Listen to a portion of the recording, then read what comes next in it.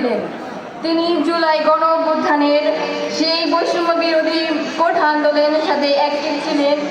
সে পেশার তার কাজের তাগিদে তাকে কাজে যেতে হইতো, সেই জন্য সে কাজের ফাঁকে ফাঁকে আন্দোলনে যাইতেন।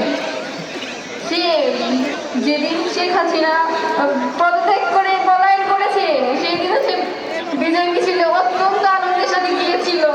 সে এতটা আনন্দিত ছিল যে সে যাওয়ার সময় তার ফোন ওয়ালে সব কিছু রেখে যায়। সে তার বাচ্চাকে বলে যায়, আম্মু তুমি ঘুমাও, আমি আসবো, তোমার জন্য মজা নিয়ে আসবো। কিন্তু সেই আওয়ামী সন্ত্রাসীরা তাকে ফেরত আসতে দিল না, তাকে আর ঘরে ফিরতে দেয়নি। সেই দিন তার শেষ দিন ছিল।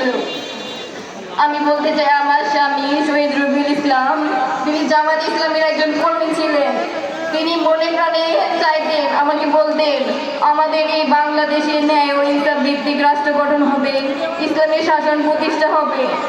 এই ইসলামী শাসন প্রতিষ্ঠার জন্য কখনো যদি আমাদেরকে ডাকা হয়, আমি অবশ্যই সামনের কাতারে থাকবো। তুমি আমাকে কখনো পিছু টান দিবে না, তুমি আমাকে সাহায্য করবে। সেই দায়ী করেছে, ন্যায় ও ইনসাফ ভিত্তিক শাসন প্রতিষ্ঠার জন্য আন্দোলনে গিয়েছিল। তারপরে সে শহীদ হয়ে গেছে। তার মনে একটা তামান্না ছিল, শহীদি তামান্না, যে ন্যায় ইনসাফ ভিত্তিক রাষ্ট্র গঠনের জন্য যদি তাকে জীবন দিতে হয়, সে জীবন দিতে পিছু পা হবে না। তাকে আল্লাহ তাআলা কবুল করেছেন, তার মনের ইচ্ছা পূরণ করেছেন, তাকে শহীদ হিসেবে কবুল করেছেন। আপনাদের সকলের কাছে দোয়া চাই, আপনারা সবাই আমার স্বামীর জন্য দোয়া করবেন, তাকে যেন আল্লাহ তাআলা জান্নাতের উচ্চ মুকাম দান করেন। আমার স্বামী আমাকে বলেছে, তুমি নিজে ভেঙে পড়বে না, যদি কখন আমার কিছু হয়ে যায়, তুমি নিজে শক্ত হবে, নিজেকে শক্ত করবে, কারণ আমাদের একটি সন্তান আছে, ওকে তুমি সুন্দর করে দেখে রাখবে। তুমি তখন শহীদের কি হবে, শহীদের কি মর্যাদা সেটা তো তুমি জানো না। আল্লাহ তাআলা শহীদের অনেক মর্যাদা দিয়েছে। শহীদের কি মর্যাদা, তার এক ফোঁটা রক্ত মাটিতে পড়ার আগে তাকে আল্লাহ তাআলা জান্নাতবাসী করে দেয়। তার জানাজা লাগে না, তার গোসল লাগে না, তাকে আল্লাহ তাআলা শহীদ হিসেবে কবুল করে নেন, তাকে জান্নাতে সবুজ পাখি হিসেবে জীবিত করে দেয়। শহীদরা কখনো মরে না, তারা সারা জীবন আমাদের মতো, আমাদের সামনে যে আছে সাহসী ভাইদের মধ্যে বেঁচে থাকে।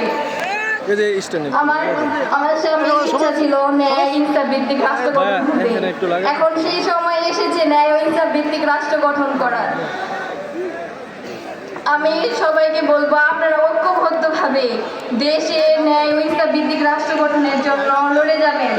আমি মনে করি জামাত ইসলামী কর্মী শুধু আমার স্বামী নয়, যারা আছে যে কর্মী, তারা সকলে শহীদি তামান্না বুকে নিয়ে রাজপথে নেমেছে। তারা ন্যায় ও ইনসাফ ভিত্তিক রাষ্ট্র গঠন করে ঘরে ফিরবে।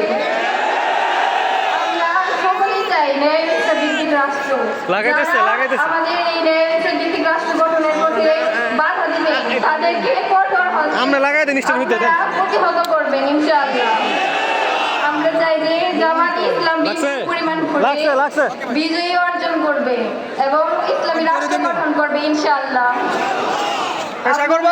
বলতে চাই যে আমার বাচ্চার জন্য আপনারা দোয়া করবেন। সে সারাক্ষণ বলে, আমার বাবা কোথায় গেছে, আমার বাবাকে এনে দাও। আচ্ছা, আমার বাবা বলে নেই, আমার বাবা বলে নেই, এরা আমার বাবা কোথায় আছে, ওকে আমি বোঝাইতে পারি না, ওকে আমি কি বলে সান্ত্বনা দিব। ওর জন্য আপনারা দোয়া করবেন। ওর বাবা ওকে যেভাবে মানুষ করতে চেয়েছে, আমি যেন মান সম্মান বজায় রেখে ওকে মানুষ করতে পারি। সবাই আমার জন্য দোয়া রাখবেন। আমি বলে আমি আমার